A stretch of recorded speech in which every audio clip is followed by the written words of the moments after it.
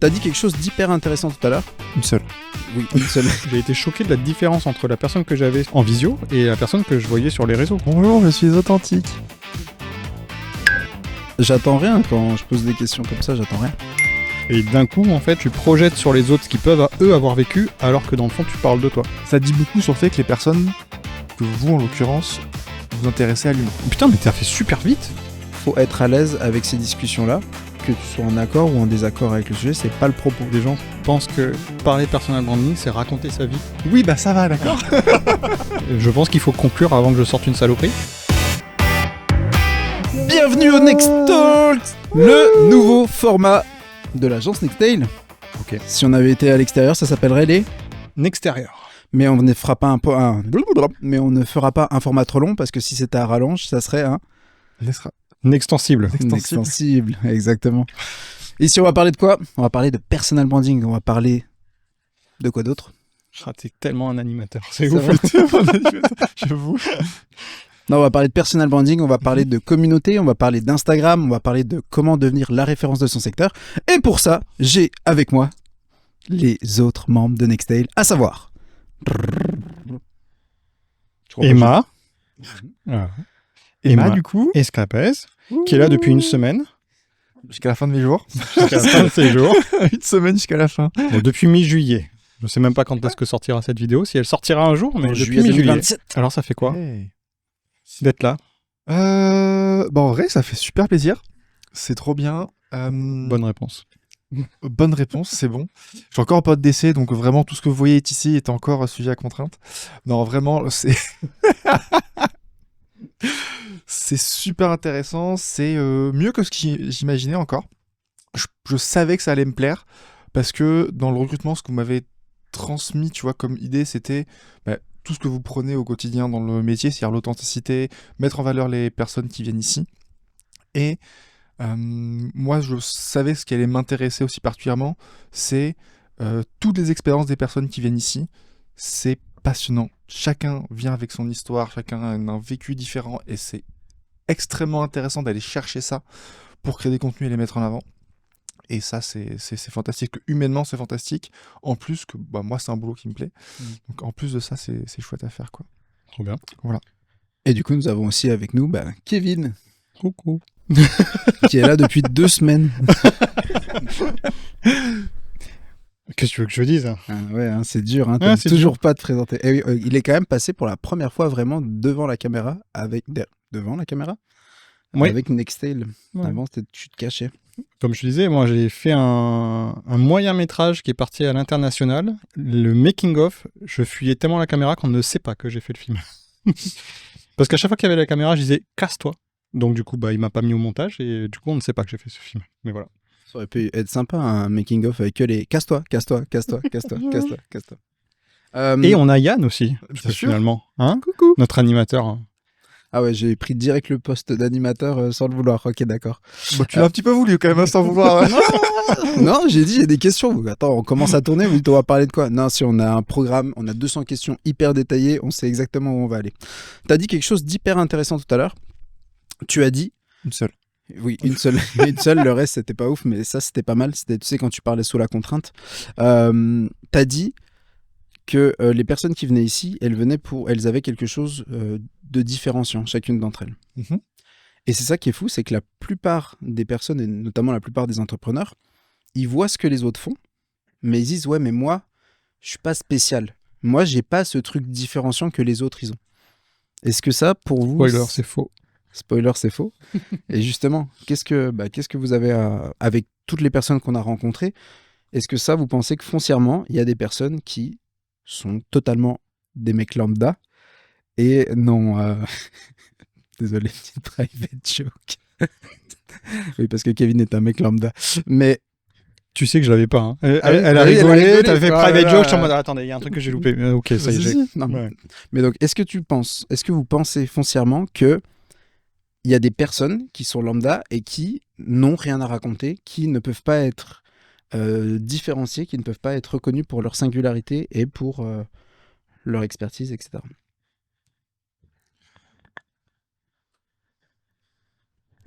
En fait, ce qui est intéressant, c'est que ici, les gens viennent pour parler de leur business, pour ce qu'ils font, pour leur métier, mais on parle aussi énormément humain, ce qui fait que chacun vient avec son prisme, ce qu'il a vécu, son expérience, chacun a une histoire. Et donc, ce qui fait que la manière dont cette personne a vécu ses histoires se transmet dans son métier de ce qu'on va retransmettre. Donc, ce qui fait que factuellement, chaque personne est unique. Donc, chaque histoire et chaque manière de les vivre et de les raconter sont uniques aussi. Et c'est ça qu'on va chercher. Donc, non, c'est impossible d'avoir une histoire lambda. En fait, mais la même histoire vécue par deux personnes différentes vont être racontées et avoir un ressenti différent. Donc, en fait, Mais en fait, je pense que c'est aussi là le piège, c'est que des gens pensent que parler personal branding, c'est raconter sa vie.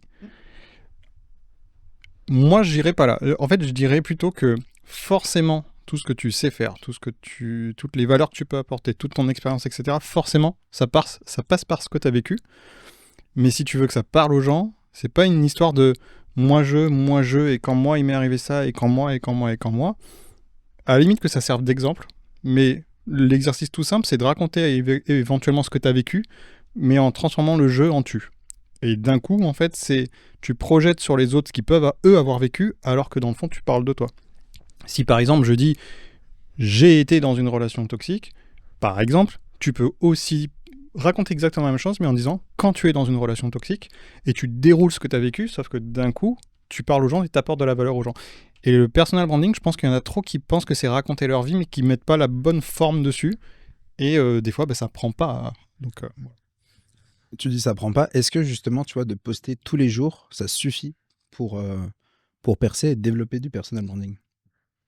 Alors déjà, je dirais pas que ça suffit. Et ensuite, je dirais qu'il n'y a pas de règles. Il n'y a pas de maths. C'est-à-dire que si tu abordes pas les choses de la bonne façon, tu peux poster 37 fois par jour. À la limite, ça prendra pas. Et autant, tu postes une fois par semaine, mais tu as vraiment compris comment il faut aborder les choses, ça marchera. Donc, il n'y a pas trop de règles, si ce n'est, c'est comment tu véhicules ton message, en fait. C'est pas tant une question de quantité, c'est une question de fond, de forme. Et à partir de là, tu es libre ensuite de choisir la quantité que tu veux. Mais la quantité sans le fond et la forme, ça sert à rien, en fait. Quelque chose à rajouter là-dessus? 100% d'accord. Enfin, il y a ce qu'on appelle des best practices, des choses qui sont des choses à éviter, des choses à faire et à ne pas faire, en tout cas. Même si en vrai, ça a tendance à très très vite se faire disrupter, à se faire sauter, parce que sortir du cadre, c'est aussi une manière de faire fonctionner quelque chose, et être consensuel, c'est aussi une manière de faire fonctionner les choses. En fait, il y a des règles pour que ça fonctionne, il y a des méthodes, il y a des choses. C'est pour ça qu'on arrive à répliquer des choses qui fonctionnent. C'est aussi ce qui fait que il y a des agences, il y a des gens comme nous qui travaillons. Mais en même temps, faire l'inverse de ce qui fonctionne, ça peut être une manière de faire les choses. Donc en fait, tout est possible. Parce que tu nous demandes ce qu'on en pense, mais on sait pas ce que tu en penses, toi. Ouais. C'est toujours pareil. C'est-à-dire que tu peux effectivement te différencier en faisant quelque chose qui est vraiment unique, complètement différenciant, qui ne se fait pas. Mais comme tu l'as dit, il y a quand même des best practices, des choses qui font que ça augmente quand même drastiquement tes chances de réussite quand, notamment, tu maîtrises pas forcément le truc. Je veux dire, si nous, par exemple, dans l'agence, on fait du 4 vidéos par semaine, c'est parce que quand même, ce 4 vidéos par semaine, il y a quand même plus de chances, on va dire, statistiquement pour des personnes qui partent de zéro ou qui veulent développer leur communauté, d'avoir des résultats. Ça nous laisse, tu vois, ça nous laisse en fait pouvoir aussi tester, affiner, rediriger et en même temps tester suffisamment de choses différentes pour pouvoir en fait réussir à trouver l'angle qui est bien pour cette personne-là, etc. Ça va dans le sens de ce que je disais, c'est-à-dire qu'en fait, oui, effectivement, nous, on recommande 4 par semaine au départ parce que, en fait, ça nous permet effectivement de tester et de trouver plus rapidement, dû à la quantité, on va trouver plus rapidement le bon axe, mais une fois qu'on l'a trouvé, de rester sur du 4 par semaine, c'est pour démultiplier l'efficacité du truc, parce qu'une fois que tu as le bon fond et la bonne forme, plus t'en fais et plus tu touches de monde, en fait. Donc oui, mais la quantité au départ permet effectivement de tester plus vite. Ouais. Et juste pour compléter ça, parce qu'il y a un peu cette question aussi des posts qui se Cannibalisent. Il y a un peu effectivement cette truc-là réflexion qui fait que on se dit il y a des posts qui se cannibalisent et qui font que faut pas que je poste trop ou que je poste pas assez parce que sinon mon post il va bouffer l'autre.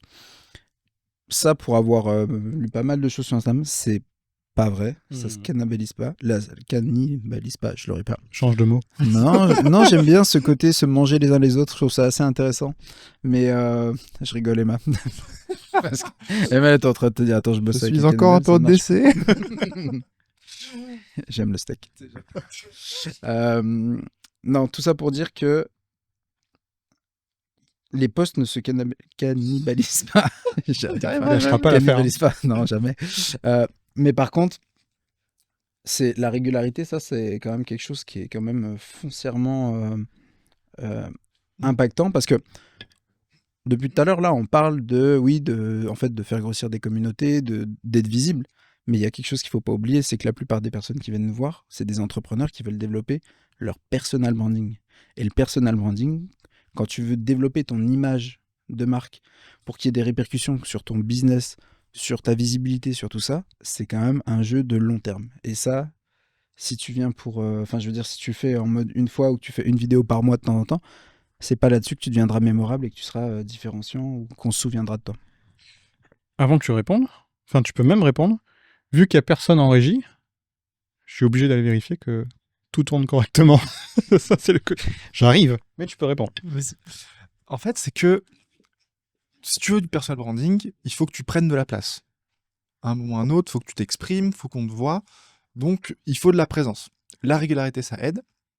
Et pour revenir un petit peu sur le côté des codes et les règles, etc., il y a aussi le fait que on est dépendant de plateformes, de réseaux sociaux, des plateformes sur lesquelles on veut publier nos contenus, des podcasts, peu importe, peu importe le contenu. Et le but, c'est de comprendre les règles et les codes de ces réseaux pour pouvoir les utiliser à son avantage, en fait. Mais c'est quoi, selon vous, parce que tu vois, le personal branding, pour moi, c'est quand même l'idée de se différencier. Je peux juste, Vas-y. parce que j'ai entendu à moitié, mais on parlait de régularité. Ouais. Juste, je rajouterais même que là où pour nous, pour certains clients, c'est difficile de performer, c'est souvent les comptes qui démarrent ou les comptes qui existent depuis un moment mais qui n'ont rien publié depuis super longtemps. Et rien que ça, en fait, tu sors de l'algorithme quand tu n'as rien publié sur ton compte depuis super longtemps, parce qu'il faut tout réenclencher, et que tu as toute une phase où, en gros, la plateforme va vérifier que tu n'es pas un bot, que tu es machin. Et c'est d'autant plus long, et c'est la preuve que, parce qu'il n'y a pas eu de régularité sur ce compte, ou que ce compte n'existait pas, donc forcément, de fait, la régularité n'était pas possible, et ben, tu es obligé d'enclencher un truc qui est quand même vachement long à se mettre en place. Par contre, une fois que tu as de la régularité, après, c'est autoroute, quoi. Je sais pas si c'est ce que tu as dit, parce que j'entendais pas, mais... Ça rentrait, c'était régularité et les règles du jeu, en fait. Nous, on publie sur Insta en grande partie, et Instagram, Meta, a ses règles, a son algorithme qui va pousser, entre guillemets, favoriser certains types de contenus, certains formats, des hooks qui fait que ça fonctionne. Il y a les règles aussi d'usage de la plateforme, en fait, que les utilisateurs vont inconsciemment pousser. Parce qu'en fait, une vidéo de plus de 30 ou 45 secondes, ou plus courte, par exemple, vont avoir un truc moins impactant, ou si la phrase d'accroche ou si la réponse au contenu est dans les 10 premières secondes, par exemple, après, ça n'a plus rien de l'écouter. En fait, il y a quand même des règles d'usage qui font que des choses vont plus ou moins bien fonctionner. Ça, c'est hyper intéressant ce que tu dis, mais c'est hyper intéressant parce que le piège aussi, quand on se lance dans la création de contenu, c'est de se dire ok, comment Instagram ou LinkedIn ou TikTok fonctionne, et en fait de vouloir jouer le jeu de la plateforme, alors que en réalité, ce qu'il faut pas oublier, c'est que quoi qu'il arrive, le contenu, on le crée pour des humains qui sont en face, pour des personnes qui vont nous écouter et être intéressées. Donc en fait, c'est plus avoir une connaissance des biais psychologiques et de comment fonctionne l'humain en soi pour comprendre et réussir à créer du contenu qui soit pertinent. C'est-à-dire que quand on parle du hook, c'est pas de faire un hook parce que ah là là, si notre hook il est pas fort, la plateforme va nous ban et virer notre contenu. C'est que si tu fais pas un hook qui est intriguant, percutant et que tu donnes à la personne, si tu fais pas un hook qui est justement percutant, intriguant et que la personne se dit pas qu'est-ce que c'est, que tu casses pas en fait un pattern de scrolling là et qu'elle se dit ça a l'air cool, bah ouais, ta vidéo, elle passe à la trappe. De la même manière, exactement ce que tu viens de dire, si la réponse à ce hook, c'est juste après, bah la personne, elle a eu sa réponse, elle se casse parce qu'elle s'en fout. Alors que si tu l'amènes à la fin, mais ça c'est un biais psychologique, c'est pas la plateforme qui va te pénaliser parce que tu as mis ta réponse au milieu de au milieu de ta vidéo. En fait, il faut juste se dire que le mot algorithme, c'est un gros synonyme de les gens. Voilà. Oh la punch. C'est Le hook, il en est là. fonction de l'algorithme. Non, c'est en fonction des gens et comment tu parles aux gens, en fait. Ça fera un bon reel, c'est ça. Euh, vraie question. Du coup, parce qu'on parle de personal branding, c'est quoi pour vous se différencier? Pourquoi? Parce que en fait, c'est ça là. Allez, je biaise. Pour moi, donc je vous disais, le personal branding, c'est le fait de se différencier. Tu dis que tu n'étais pas forcément d'accord avec ça. En fait, le personal branding, c'est associer une image à qui on est ou ce qu'on veut transmettre, bien un message, une image, des codes, etc. Et en fait, si on veut être associé, je vais prendre l'exemple un peu des personnes qu'on a ici, tu vois. On a des entrepreneurs, et des fois, être entrepreneur, dans certains milieux, mais en fait, c'est aussi répondre à certains codes et à certaines attentes des personnes qu'il y a là-dedans. Si tu es entrepreneur dans la finance, il y a souvent des schémas de dialogue, de pensée, de contenu, même de codes vestimentaires, de couleurs, il y a tout plein de choses qui sont associées. Donc en fait, des fois, on se différencie pas forcément parce qu'on veut accepter les codes. En fait, c'est toujours ce que veut faire la personne, mais on peut vouloir se différencier au sein de ce groupe-là de personnes, ou justement vouloir en faire partie et rentrer dans ces codes pour être identifié appartenant à ce groupe de personnes. Donc, personal branding, se différencier, en fait, ça peut être un style de stratégie, vouloir se différencier ou pas, ou ça veut vouloir être justement montrer qu'on appartient à tel ou tel truc. Ça reste de la différenciation. Est-ce que le compromis, c'est pas de jouer avec les codes du truc? Si, après, ça fait partie du fun. Enfin, moi, j'estime que ça fait partie du fun de prendre des codes, de les éclater un petit peu et de le prendre à sa sauce. Mais ça, c'est mon point de vue. Il y a des gens qui veulent vraiment rentrer dans un code, dans un clou, etc. Et c'est aussi respectable et une manière de le faire, tu vois. Oui, mais quand tu fais ça, en fait, le personal branding, souvent, tu fais des biais d'association, c'est-à-dire que, comme tu as dit, tu associes des choses, un style vestimentaire, quelque chose, etc., avec une tenue.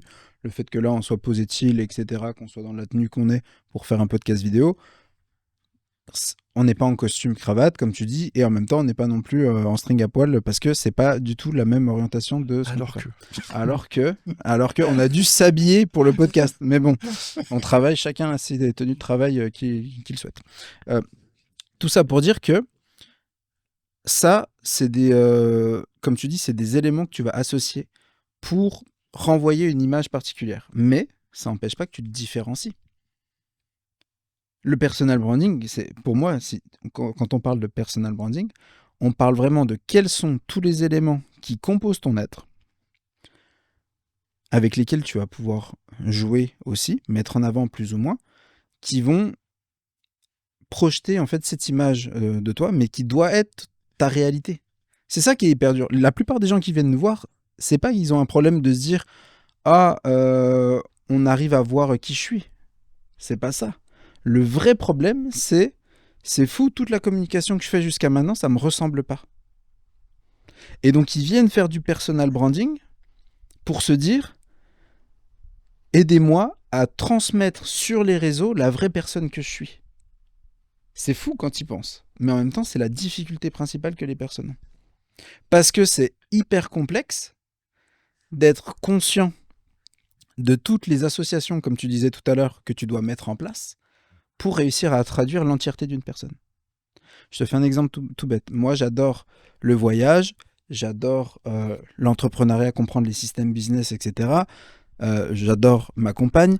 Enfin, tu vois, il y a plein d'éléments qui font partie de... J'adore le sport, il y a plein d'éléments qui font partie de mon identité. Il adore son associé. J'adore mon associé. Merci.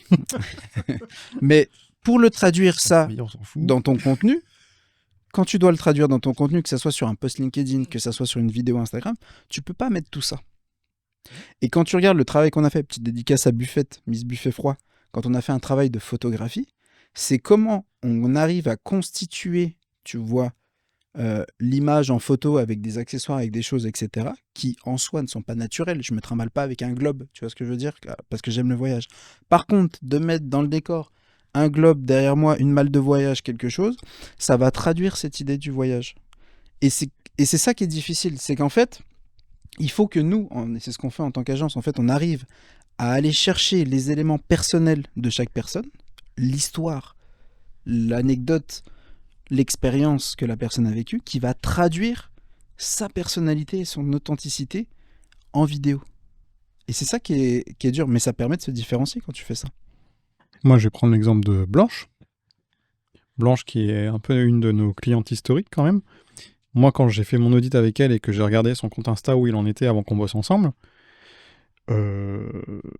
j'ai été, le bon terme, c'est choqué. J'ai été choqué de la différence entre la personne que j'avais en visio et la personne que je voyais sur les réseaux. Et je me dis, il y a un truc qui va pas. Elle est venue aussi vers nous parce que justement, elle se disait qu'elle était en décalage avec qui elle était par rapport à ce qu'elle montrait. Mais le premier truc que j'ai vu, c'est en fait, ok, Blanche, t'es une vraie Marseillaise et t'as un juron toutes les phrases. C'est où ça? Ouais, mais je peux pas. Mais si, tu peux. Et en vrai, si les gens, ça leur plaît pas, ça leur plaît pas. Et puis ils dégagent, et puis c'est tout, tu vois. Mais juste te restreins pas à parler comme t'as envie de parler. Et en fait, de s'autoriser ça, parce que ça fait partie de sa personnalité, ça a explosé. Et les gens l'ont aimé aussi pour son franc-parler, pour quelqu'un qui est pas tout lisse, qui dit les choses. Et finalement, c'est ça qui lui manquait. Mais elle s'était réfrénée à se dire, sur les réseaux sociaux, il faut pas que je montre ça. Ah oui, mais ça veut dire qu'il faut pas que tu montres qui tu es. Donc en fait, ne va pas sur les réseaux sociaux si tu veux pas montrer qui tu es en fait.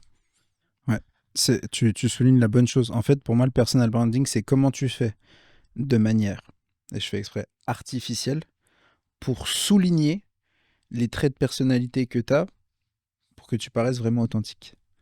Pour être vraiment qui tu es. C'est ça qui est dur. Parce que comment tu montres qui tu es? Comment tu montres qui tu es? C'est hyper dur. Bonjour, je suis authentique. Voilà, j'adore. Tu sais, tu rigoles, mais j'ai bossé dans une boîte.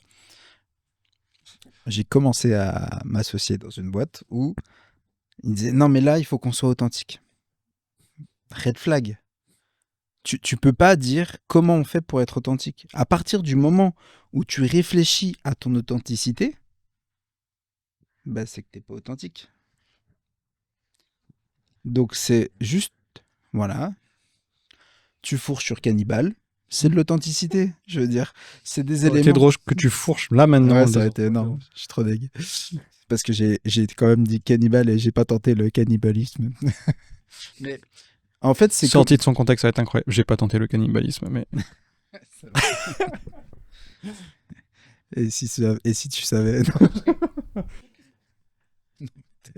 Tu vois, ça c'est de l'authenticité. Comment on traduit le fait que je bouffe des humains? Non, on se perd. Ça sera en cut un peu. Too much. Alors par contre, c'est marrant que tu dis on se perd parce que justement, j'attendais que tu finisses pour rebondir là-dessus. C'est que nous aussi, notre boulot à l'agence du coup, c'est des fois de recadrer nos clients. Ils le savent, on passe notre temps à les faire chier là-dessus. C'est de leur dire attends, là tu me parles plus à moi là. Là inconsciemment t'es passé en mode qu'est-ce que les gens vont vouloir entendre, donc comment je dois le dire? Stop, on recommence, explique-le-moi à moi. Bon, et des fois, nos clients, ils le savent, on enregistre en Soum Soum et on lui pose des questions, l'air de rien, pendant qu'on fait des réglages, et on a des pépites parce que ça réfléchit pas à comment ça tourne. Et une fois qu'on lui dit, ok, tu vois, là, ça tournait, maintenant, on veut ça. Surtout que la plupart du temps, c'est des personnes qui ont donc une expertise. C'est ça, les personnes qui viennent nous voir. Ils ont une expertise, donc ils savent de quoi ils parlent. Ils connaissent leur métier, ils ont des compétences, ils ont leur expérience, etc. Et du coup, ils prennent la posture d'enseignants, de transmettants quand ils parlent de ce qu'ils savent. Parce qu'ils ont l'habitude de répéter leur concept 1000 fois. Et donc, naturellement, ils vont prendre une posture d'enseignant où ils vont essayer de te transmettre quelque chose sans être dans la discussion. Et c'est à ce moment-là où tu fais... Et souvent, ça trompe pas. À ce moment-là, ça lâche des vous. On entend du vouvoiement. Et c'est comme tu disais, c'est au moment où tu entends le vous, tu fais « Non, tu me parles à moi, pas de vouvoiement. Explique-moi concrètement à moi, parce que c'est dans cet échange-là que tu vas aller chercher ton authenticité. Ouais. Comme je dis, tu parleras à un maximum de personnes que si tu ne parles qu'à une seule personne sur les réseaux sociaux. Adresse-toi à une personne et tu parleras à tout le monde. Voilà. Moi, je le vois comme ça, en tout cas. Qu'est-ce qui fait qu'un positionnement, il est inoubliable? Ici, il n'y a personne qui a ce pouvoir-là de dire ça, c'est inoubliable. Par contre, quels sont les différents éléments qu'on va pouvoir mettre en place qui va faire que la personne devient inoubliable? Moi, je pense que plus elle est elle, et plus en plus on la voit souvent, au bout d'un moment, en fait, de matraquer une identité. Une identité, ça peut être une façon de parler, une façon de voir les choses, ça peut être une expérience, une histoire, Ça peut être une casquette. ça peut être une casquette, oui, parce que la dernière fois que je suis arrivé sans casquette, tu m'as dit, ouh, c'est très bizarre. C'est un élément d'identification finalement. Mais si tu matraques là-dessus, en fait, je pense que c'est un peu comme une série, c'est-à-dire qu'à partir du moment où tu adores une série parce que tu adores un personnage ou parce que tu adores une histoire ou parce que tu adores une DA ou que machin, eh ben, tu vas t'enquiller tous les épisodes. Mais si d'un coup, en saison 2, on change les personnages, on change la DA, on change les machins, tu vas dire oh, je suis pas venu pour ça, donc en fait, je veux ça parce que c'est ça qui m'a accroché, c'est ça que je retiens. Toi qui as l'habitude de créer des personnages, Mhm. qu'est-ce que tu fais quand tu cherches à créer des personnages pour Alors, les rendre inoubliables? On est d'accord qu'on parle pas des clients. On est bien d'accord Pour que qu'on ce soit parle clair pour tout le dans monde. La fiction. on parle dans la fiction, dans les fictions que tu as réalisées. Mm. Toi, tu as déjà fait l'exercice de créer des personnages qui, par, de fait, n'existent pas. C'est de la fiction. Mais tu réfléchis à ce personnage. Qu'est-ce que tu fais pour que ce personnage, il soit aimé, détesté, inoubliable, mémorisé par les auditeurs? Oula, tu vas me lancer dans un... Euh, Et je vais pisser. Ah, super, le mec qui pose une question, il s'en bat la race de la réponse. Je t'attends, blanc.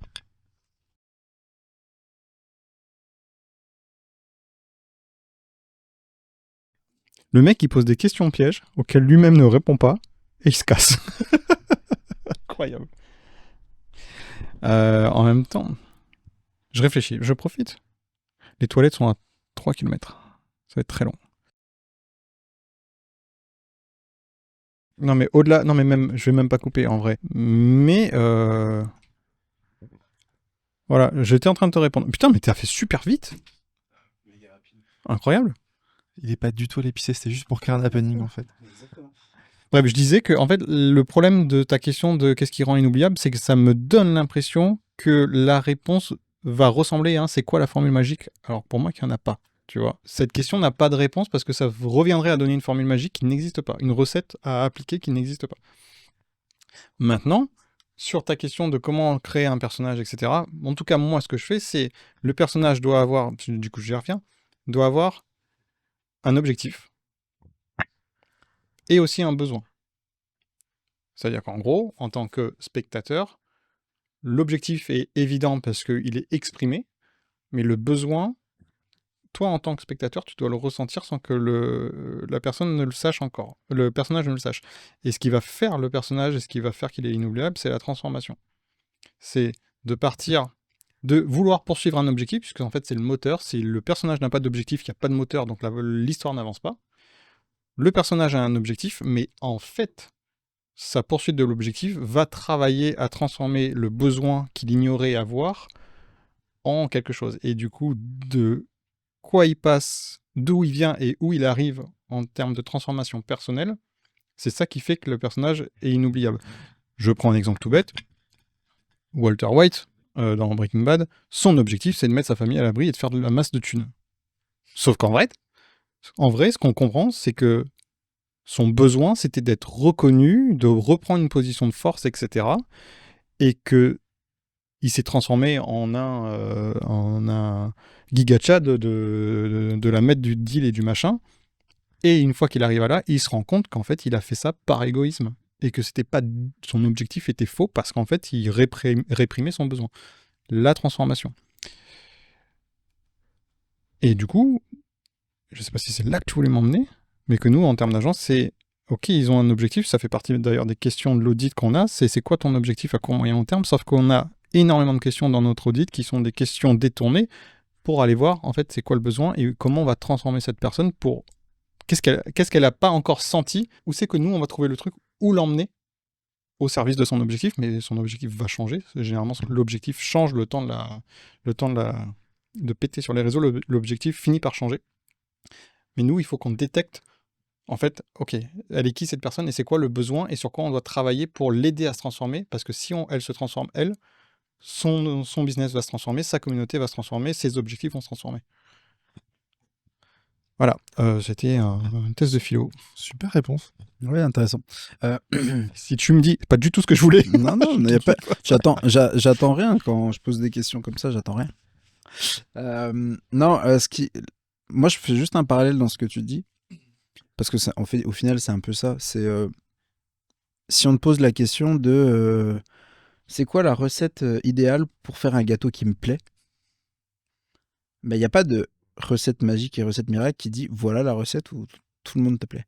Par contre, te dire il y a une recette mais fous tous les ingrédients qui te plaisent dedans, t'aimes le chocolat, mets du chocolat, t'aimes la banane, mets de la banane dedans, bah oui, parce qu'en fait c'est ça entre guillemets peut-être la recette. La recette c'est juste de trouver quels sont les éléments de ta personnalité, comme tu dis, qui en sont en lien avec ton objectif où tu veux aller, etc., qui te nourrissent et qui permettent de montrer qui t'es, en fait, tout simplement. Donc oui, il n'y a pas de grande recette magique de voilà, pour être la personne référente, c'est ça, parce que sinon, t'es pas référente si tu fais comme les autres, et d'ailleurs, c'est un piège. C'est que la plupart des gens, ils viennent nous voir en disant je veux faire comme eux, je veux faire comme elle, je veux faire comme cette personne-là. Sauf que cette personne-là, elle a 2,5 millions d'abonnés sur Instagram et qu'elle a un budget comme de 150 000 euros par an. Est-ce que, ou plus, Bien plus que ça. ouais, ou bien plus que ça. Beaucoup plus que ça. Donc, le truc, c'est que c'est pas adapté à qui tu es à cette étape-là. Peut-être que tu feras ça quand tu auras 1,5 million d'abonnés, etc. Mais aujourd'hui, toi, tu es à cette étape-là. Tu veux aller à cet objectif-là. Quels sont les éléments que tu vas pouvoir saupoudrer pour que ça marche dans ta recette à toi, quoi. Les reproductions ont toujours moins de valeur qu'un tableau original. Donc essaye pas de reproduire un tableau, soit un tableau original. Et puis voilà. Et juste pour... je rebondis quand même sur ce que tu as dit juste avant quand tu expliquais. Tu disais, le héros, il a une mission à réaliser, un objectif à atteindre, et il a un besoin. Ça marche hyper bien en personal branding, ça aussi. Dans 2 moments. Le premier, c'est sur le building public. Le fait d'expliquer ce que tu es en train de faire, de montrer les avancées de ton projet, ça passionne les foules. C'est pour ça qu'il y a énormément de comptes aujourd'hui qui disent je suis en train de devenir ceci, ou alors je vais réaliser en fait jour 1 de mon aventure pour devenir musclé, jour 1 pour devenir acteur, jour 1, etc. Et en fait, parce que les gens sont passionnés par cette histoire-là, ça devient un héros qu'on a envie de suivre pour ses aventures et pour les péripéties qui va se passer. De la même manière, deuxième axe où c'est hyper bien utilisé en personal branding, c'est que la bio Instagram, elle sert pas à rien. La bio Instagram, quand tu dis vraiment le projet, que tu dis ce que tu fais ou que tu es en train de faire, ou je travaille, ou je forme des personnes ceci, ou je fais ceci, cela, en fait, on montre la direction de où tu vas. Et c'est ça aussi qui embarque et qui fait que les gens ils vont s'abonner à toi, c'est parce qu'ils vont se dire ah, c'est un compte où je vais avoir un intérêt à suivre cette personne, parce que je vais avoir envie de suivre la réalisation de ce besoin ou de ces choses-là. Donc je pense que quand tu dis qu'il faut savoir l'objectif de la personne, savoir où on va et avoir tout ce cheminement-là, ça fait partie, et ça peut être vraiment utilisé et très puissant en personal branding.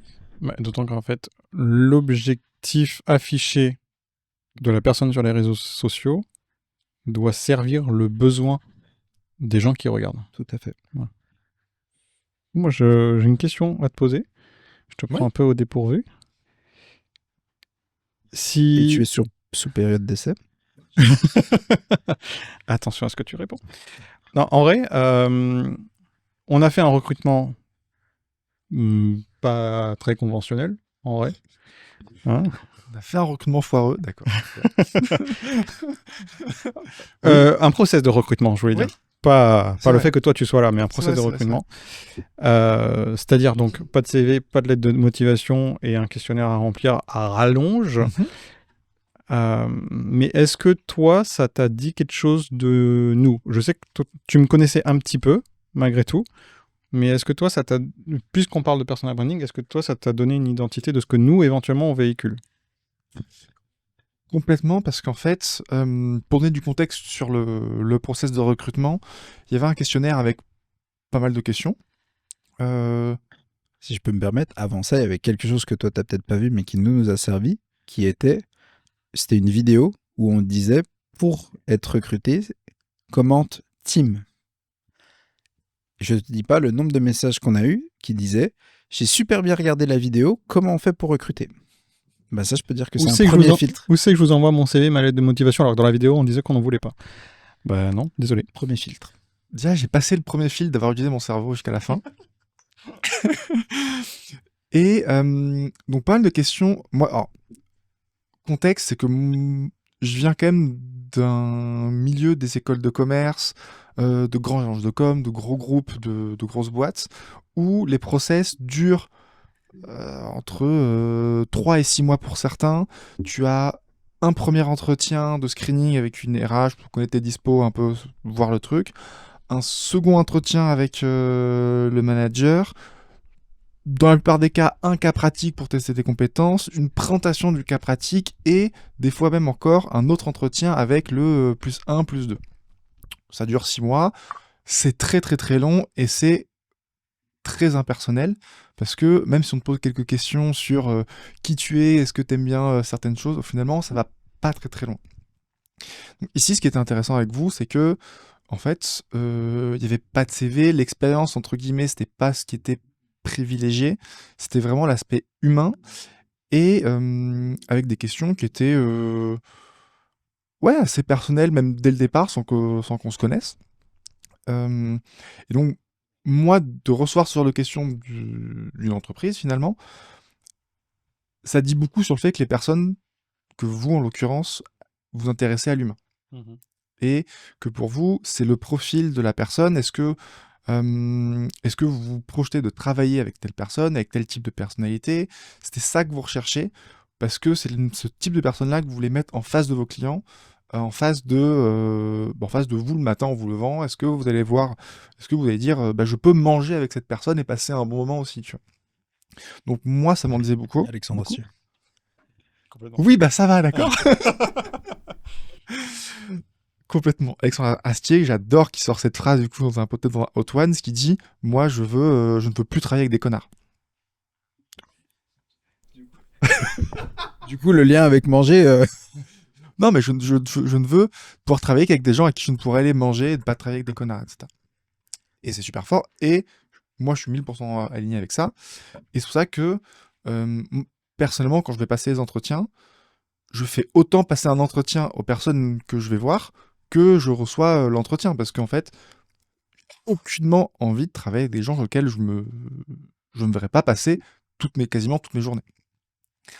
Donc, pour reboucler sur la question, ça en dit énormément sur vous en tant que personne et sur la mentalité de l'entreprise quand on reçoit ce genre de questionnaire qui s'intéresse réellement à la personne, d'autant plus quand on s'intéresse à ce que vous faites, que le message qui est prôné, c'est l'authenticité, le personal branding.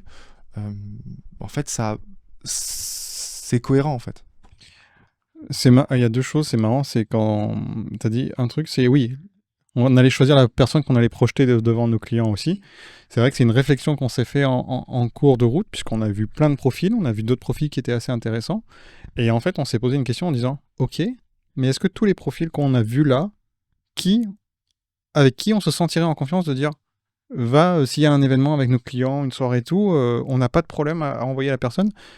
Eh ben, ça a fait un tri de ouf. Et parce que est-ce que cette personne, on la sent alignée complètement avec nous et qu'on ne se posera pas la question de qu'est-ce qu'elle va dégager, comment elle va s'adresser aux clients et qu'est-ce qu'elle va transmettre comme valeur, etc. Et en fait, ça a été déterminant sur le choix aussi.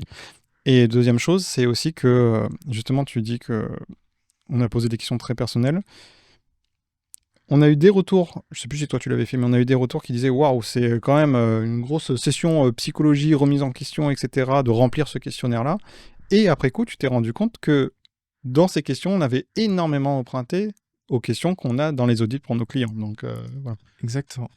Et anecdote, je pense que je suis une des premières à avoir ouvert le questionnaire et je suis la dernière à l'avoir rendu. Oui, c'est clair. C'est-à-dire que en fait, c'est.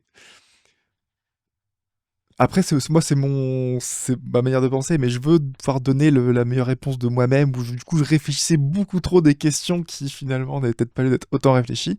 Mais en fait, si je projetais à la fois beaucoup d'importance dans mes réponses, je voulais réfléchir, mais aussi moi personnellement beaucoup d'importance dans ce métier-là et dans ce boulot. Il y avait de l'enjeu pour moi.